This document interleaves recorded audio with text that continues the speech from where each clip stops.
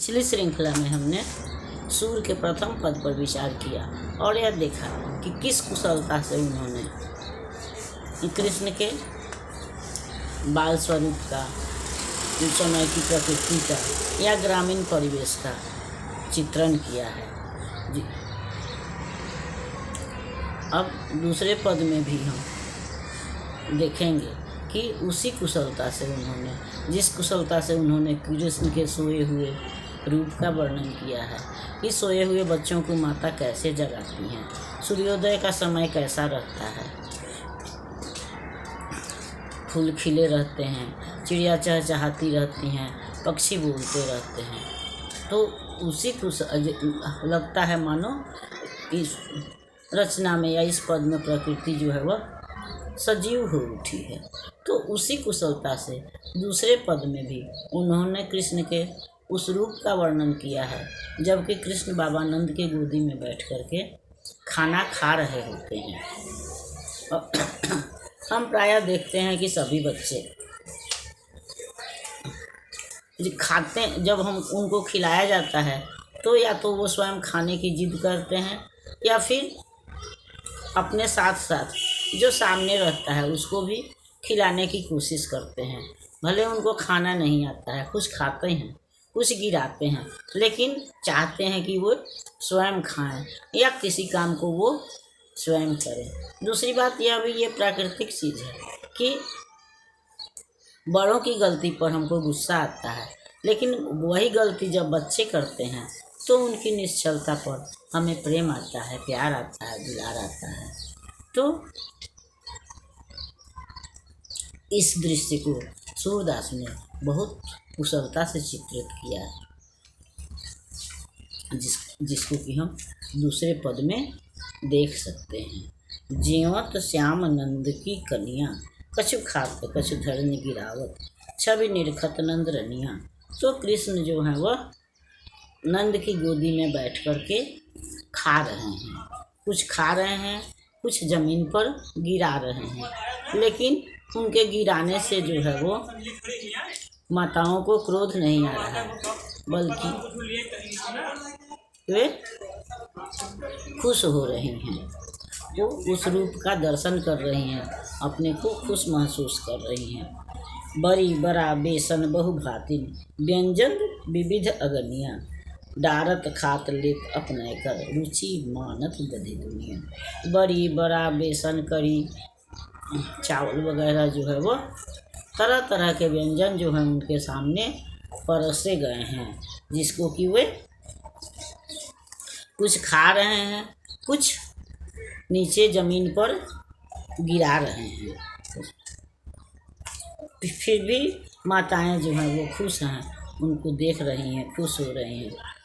मिश्री, दही, मक्खन वगैरह जो है वो उनके प्रिय भोजन है, जिसको कि एक में मिला करके वो खा रहे हैं और कुछ तो स्वयं खा रहे हैं और कुछ बाबा नंद को खिलाने की कोशिश कर रहे हैं। इस दृश्य को देख करके जो है वह सूरदास भी देख करके या इसकी कल्पना करके सूरदास भी द्रवीभूत हो जाते हैं, स्नेह सिक्त हो जाते हैं और लगता है जैसे यह सौंदर्य इतने भाव विह्वल हो जाते हैं कि लगता है कि इस दृश्य का वर्णन करना संभव नहीं है।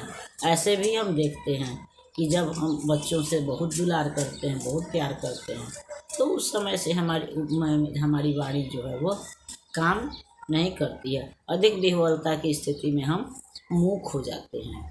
तो यही स्थिति सूरदास की भी है।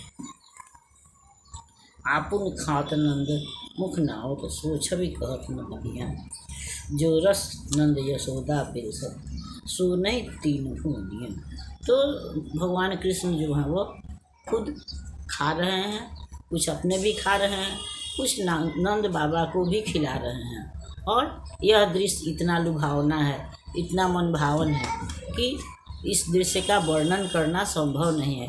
इसको हम स्वयं अनुभव कर सकते हैं, देख सकते हैं, याद कर सकते हैं कि जब कोई बच्चा खाता है या उस तरह से जिद करता है तो हमारी भावनाएं क्या हो सकती हैं। इस दृश्य का हम शब्दों में बयान नहीं कर सकते हैं। और तब सूरदास कह रहे हैं कि सूरदास की भी स्थिति वही है कि इस दृश्य का वर्णन करना संभव नहीं है, लेकिन पुनः वे कहते हैं कि जो सुख जो है कृष्ण को गोद में खिलाने का सुख, भगवान विष्णु को स्वयं अपने पास रखने का सुख, जो सुख नंद और यशोदा प्राप्त कर रहे हैं, वह सुख तो तीनों भुवन में मिलना संभव नहीं है।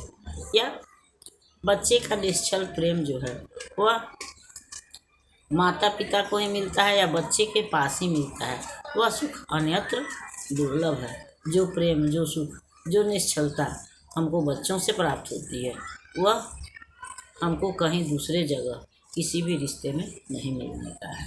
तो नंद बाबा भी वही कह रहे हैं कि